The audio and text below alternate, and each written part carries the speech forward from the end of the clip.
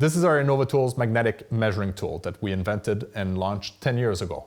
This simple tool will save you from having to pre-mark your material before bending, saving you 50% of time in front of your brake. The strong magnets on our magnetic measuring tool allow you to quickly and efficiently locate the brackets anywhere along the length.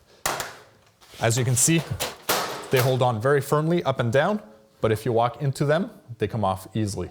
As you can see, we've designed a bevel on the inside of the measuring tool, allowing you to read your measurements quickly and efficiently from the middle of the brake for longer pieces.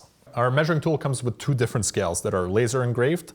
We have one in black here that calculates the offset of the cutter, and we have the red measurements here that give you the measurements to the stainless bending edge.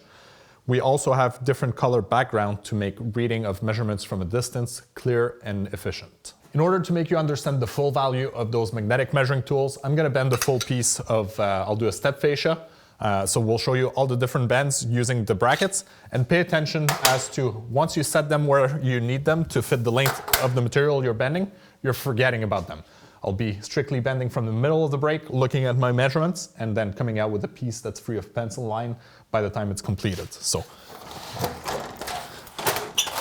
my first measurements is 1.25 inches. I look on both sides, 1.25 inches, 1.25 inches. Do my 90-degree bend.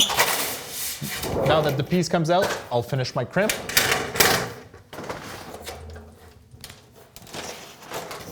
If the next measurement is, so if your next measurement is 3 inches, go to 3 inches, pivot off to the other side. And even on darker materials, I don't have a hard time seeing lines because I'm not using the lines on the material itself. I'm using the lines on the measuring tool.